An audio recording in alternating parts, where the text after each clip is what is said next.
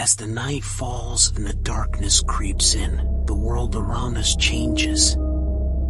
Shadows seem to grow longer and the silence becomes deafening. But what happens when the silence is broken by the sound of footsteps that don't belong to anyone you know? What happens when you hear a whisper in your ear, but there's no one there? Welcome to our world of horror, where the unknown is the only certainty and fear is the only emotion. Brace yourself, because the journey we're about to take is not for the faint of heart. As soon as the Silverman family inherited the Jewish funeral home from their late grandfather, strange occurrences started happening.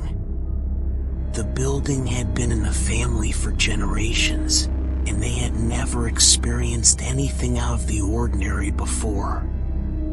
But now, something felt different. Something felt off. At first, it was just small things.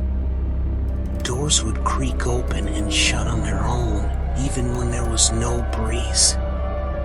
Strange shadows would appear on the walls, moving in unnatural ways. The lights would flicker and dim, as if an unseen presence was messing with the electrical system. The family tried to ignore these occurrences, brushing them off as coincidences or glitches in the system. But the unexplainable events didn't stop. They only grew more frequent and intense. Objects would move on their own, as if being pushed by an invisible hand. Strange whispers and laughter could be heard coming from empty rooms. And sometimes, the air would grow cold and heavy, as if a dark cloud had descended upon the house. The Silvermans were a tight-knit family, but these strange happenings began to drive a wedge between them. Some members believed that there was a logical explanation for everything, while others started to fear that something sinister was at play. The tension between them began to build, as they tried to figure out what was happening and how to make it stop. Despite their efforts, the activity only continued to escalate. The family started to feel as if they were being watched constantly, as if a malevolent force was always lurking just out of sight. They even started to notice strange symbols and writing etched into the walls, as if something was trying to communicate with them in a language they couldn't understand. As the days passed, the Silvermans began to realize that they were dealing with something beyond their understanding. They had no choice but to face the reality of their situation. Their family funeral home was plagued by demonic activity, and they were trapped in a supernatural nightmare with no end in sight. As the demonic activity at the funeral home intensified, the Silverman family found themselves growing more and more divided. Some family members were skeptical of the idea that they were dealing with demonic activity, believing that there must be a more rational explanation for what was happening. Others, however, were convinced that they were dealing with something truly malevolent. The patriarch of the family, Abraham Silverman, was one of the skeptics. He had inherited the funeral home from his own father and had spent his entire life running it. He refused to believe that there could be something supernatural at play, insisting that there had to be a scientific explanation for what was happening. Abraham's son, David, on the other hand, was convinced that there was a demonic presence in the funeral home. He had always been drawn to the supernatural and had spent years studying demonology and paranormal activity. He believed that the family was under attack by a powerful demon and that they needed to take action to protect themselves. The tension between Abraham and David began to take a toll on the family.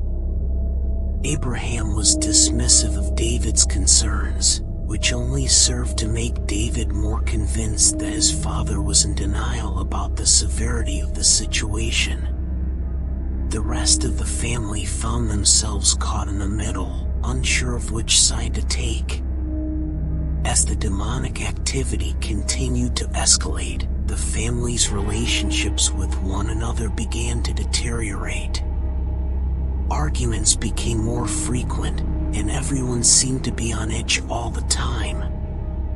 The once tight-knit family had become fragmented, and it seemed as if they were more likely to turn on one another than to come together to face the threat. Despite the growing tension, David refused to back down. He was convinced that the demon was growing stronger and that the family was in grave danger.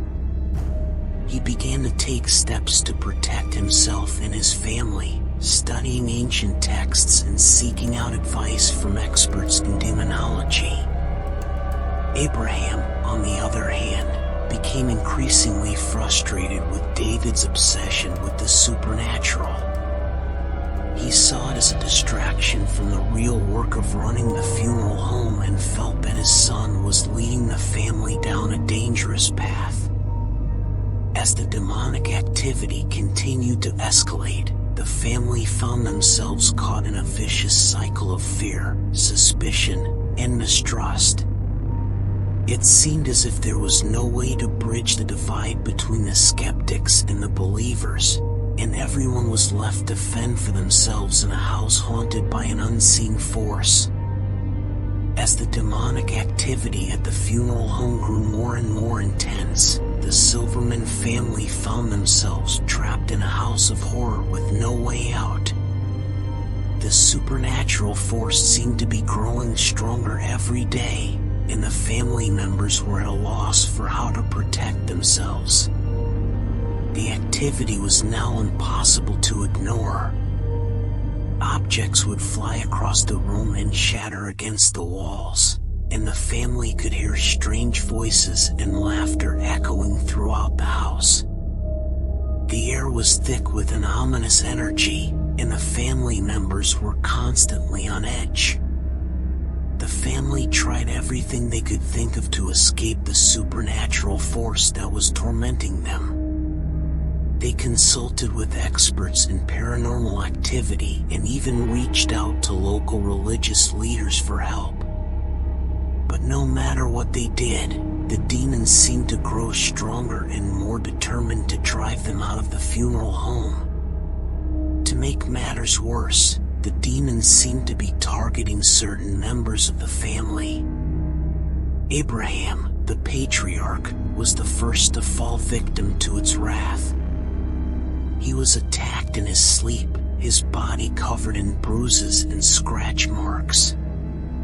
David, who had been the most vocal about the demonic activity, was also targeted. He reported seeing a shadowy figure following him around the house and even claimed to have been physically pushed by an unseen force. As the attacks continued, the family members began to realize that they were dealing with a powerful demon that was intent on driving them out of the funeral home. They tried to leave the house, but every time they stepped outside, they found themselves drawn back inside, as if some invisible force was preventing them from leaving. The family was running out of options, and their fear and desperation were reaching new heights. They started to realize that they were trapped, unable to escape the supernatural force that was holding them hostage in their own home. As the days turned into weeks, the situation grew more and more dire. The family members were exhausted, both physically and emotionally, and their relationships with one another had become strained and fraught with tension. They had nowhere to turn, and it seemed as if there was no escape from the demonic activity that plagued their funeral home. As the demonic activity in the funeral home grew increasingly more intense, the Silverman family found themselves running out of options. They had tried everything they could think of to rid their home of the malevolent force, but nothing seemed to work. Desperate for a solution, the family turned to Rabbi Moshe Cohen for help. Rabbi Cohen was a respected member of the local Jewish community, known for his knowledge of the occult and his expertise in exorcism. He had dealt with cases like this before and was the family's last hope. When Rabbi Cohen arrived at the funeral home, he could feel the presence of the demon immediately. The air was thick with malevolent energy, and he could hear strange voices whispering in his ear. Undeterred, he set about performing a series of rituals designed to drive the demon out of the home. The rituals were intense and took several days to complete. The family members were required to fast and pray, and Rabbi Cohen led them in a series of chants and incantations designed to weaken the demon's hold on the house. The family's desperation was palpable, and they hung on Rabbi Cohen's every word, hoping against hope that he could save them from the supernatural force that had taken over their home. The first few days were the hardest. The demons seemed to grow stronger with every passing hour, and the family members were forced to confront their deepest fears and darkest thoughts. But as the days wore on, they began to feel a glimmer of hope. The demon's activity had begun to subside, and the family members felt a newfound sense of strength and unity. On the final day of the ritual, Rabbi Cohen led the family in a final prayer, calling on the power of God to drive the demon out of their home once and for all. The air crackled with energy, and the family members felt a sense of peace wash over them as they realized that the demon had finally been vanquished. The family members were overjoyed, but they knew that they could never forget the horrors they had experienced. The demon had brought them to the brink of despair, and they had only survived because of their faith and their belief in the power of good over evil. As Rabbi Cohen prepared to leave, he offered the family a final word of caution. He reminded them that demons were always lurking, waiting for an opportunity to strike. He warned them to remain vigilant, to be ever watchful for signs of demonic activity, and to be ready to call on him again if the need ever arose.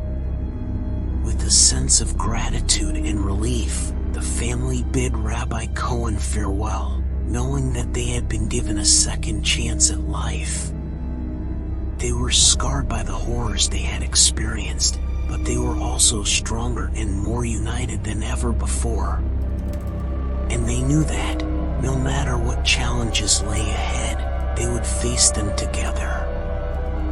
Even though the demon had been vanquished from the funeral home, the Silverman family was left with a deep sense of trauma.